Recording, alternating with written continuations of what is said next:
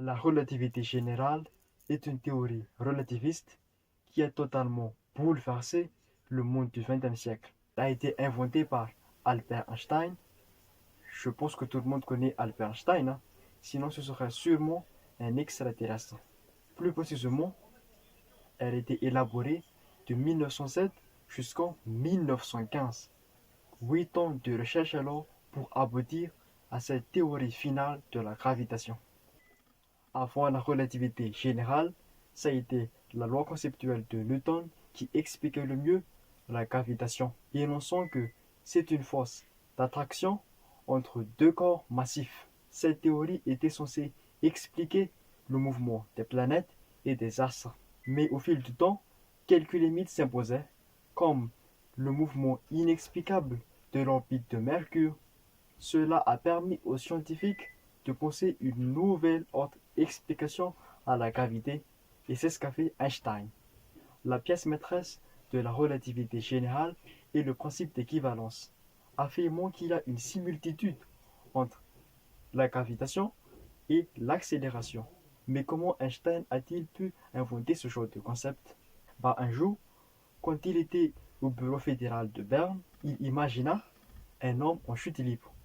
Dans ce cas-là, pensa-t-il que l'homme ne peut pas ressentir son poids. Et en comparant cet homme en chute libre avec un homme qui est dans un ascenseur, qui descend avec une vitesse constante, qui dans ce cas-là aussi ne va pas du tout ressentir son poids. Einstein a pu conclure que la gravitation a les mêmes effets que l'accélération. Un autre concept pour confirmer cette idée-là. Imaginez un homme qui est sur Terre qui va lâcher une pomme. Cette pomme va tomber en ligne droite sous l'effet de la gravité. Et en même temps, un autre homme lâche aussi une pomme, mais dans une fusée dans l'espace, et la fusée accélère avec une vitesse constante. Sous l'effet de l'accélération de la fusée, la pomme va aussi tomber en ligne droite vers le sol. Cela confirme que, bien et bien, la gravité a les mêmes effets que l'accélération. C'est donc le principe d'équivalence. Alors, vis-à-vis de cette similitude entre la gravité et l'accélération, Einstein conclut que la gravitation n'est pas du tout une force attractive, mais c'est une manifestation de la courbure de l'espace-temps due à la présence de la matière et de l'énergie. Donc, plus le corps est massif, plus il va déformer la géométrie de l'espace-temps, plus l'univers va être courbé et plus la gravité sera élevée. Donc, les corps qui subissent la gravité ne subissent pas du tout une force, mais juste suivent les lignes courbes créées par les corps massifs qui se situent dans l'univers. C'est simple. Cette découverte majeure effectuée par Einstein a mené à de nombreux progrès dans la physique. Par exemple, le fait que la matière défie la lumière. Effectivement, la lumière est donc déviée à l'approche d'un corps massif. La lumière émise par les étoiles changeront donc de direction, c'est-à-dire ils vont subir une déviation lorsqu'ils approchent du Soleil qui est un corps massif, car le Soleil courbe l'espace-temps, donc l'univers sera déformé.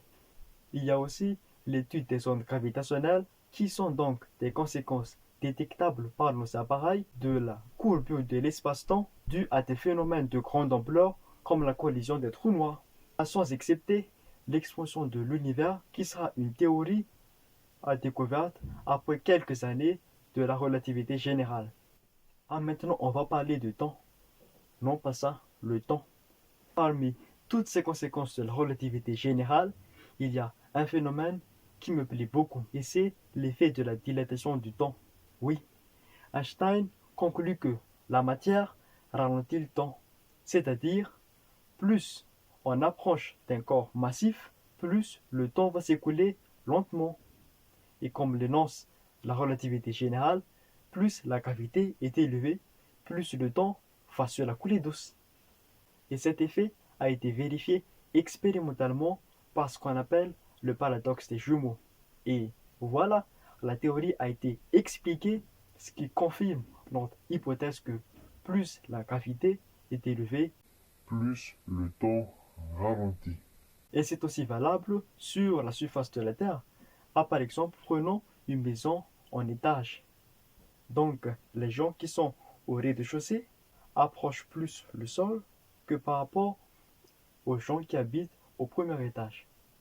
Donc, la gravité au rez-de-chaussée est plus élevée par rapport au premier étage. Le temps ralentit plus au rez-de-chaussée que par rapport au premier étage. Mais cette différence est d'une nanoseconde, c'est-à-dire de 0,00001 seconde, que la différence n'est pas du tout apercevable, tout comme la gravité aussi. Les effets de la gravité est vraiment très minimal et ils ne peuvent être aperçus que suite à des phénomènes géants qui vont se manifester par des ondes gravitationnelles. Ah, mais ce phénomène de ralentissement du temps me fait penser aux jeux vidéo, et particulièrement à Tekken, car on s'aperçoit que quand le personnage effectue les pouvoirs spéciaux, l'exécution de cinématiques, Se fait en ralenti.